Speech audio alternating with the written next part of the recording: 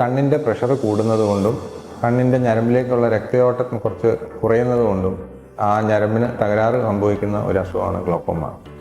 സാധാരണ രീതിയിൽ ഒരു 40 വയസ്സ് കഴിയുമ്പോഴാണ് നമ്മളിത് കണ്ടു തുടങ്ങുന്നത്. ഇത് ആണുങ്ങളെയും പെണ്ണുങ്ങളെയും ബാധിക്കുന്ന ഒരു അസുഖമാണ്. ഏറ്റവും കൂടുതലായി നമ്മൾ പരമ്പരാഗതമായി കിട്ടുന്ന ഒരു അസുഖമാണെന്ന് നമുക്ക് പറയാം. അല്ലാണ്ടും വരാറുണ്ട്, പക്ഷേ ഏറ്റവും കോമൺ ആയിട്ട് നമ്മൾ കാണുന്നത് അച്ഛനമ്മമാരിലും അല്ലെങ്കിൽ സഹോദരന്മാരിലുള്ളവർക്കാണ് ഗ്ലോക്കോമ നമ്മൾ കാണാറ്. ഇത് തന്നെ 2 തരത്തിലുണ്ട്. ഒന്ന്, നമ്മൾ പ്രായമാകുമ്പോൾ പതുക്കെ പ്രഷർ കൂടി വരുന്ന ഒരു പ്രോബ്ലം ഉണ്ട്.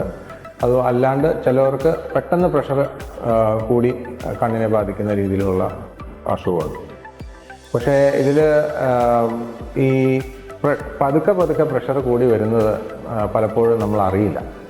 അതുപോലെ തന്നെ അത് കാരണം ഉണ്ടാകുന്ന കണ്ണിന് ഞരമ്പിലെ ഒരു തകരാറെന്ന് പറയുന്നതും നമ്മൾ പലപ്പോഴും അറിയാണ്ട് പോകും. എന്താണെന്ന് വെച്ചാൽ നമ്മൾ നേരെ നോക്കുന്ന കാഴ്ചനെ അല്ല ഇത് ബാധിക്കുന്നത്, ചുറ്റുമുള്ള കാഴ്ചനെയാണ് ഇത് ബാധിക്കുന്നത്. അപ്പോൾ ചുറ്റുമുള്ള കാഴ്ച, അതായത് നമ്മൾ നേരെ ഒരിടത്ത് നോക്കുമ്പോൾ നമുക്ക് ചുറ്റുമുള്ള പല കാര്യങ്ങളും കാണണം. ആ ചുറ്റുമുള്ള കാഴ്ച പതുക്കെ ചുരുങ്ങി വരും. ഇത് ഗ്ലോക്കോമയുടെ ആ ഞരമ്പിലെ തകരാറ് കൂടുന്നതാണ്.